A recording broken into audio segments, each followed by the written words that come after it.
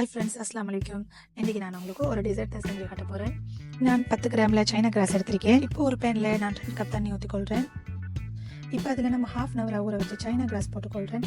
அந்த China cross நல்லா கரையிற வரைக்கும் கலக்கிக்கொள்கிறேன்.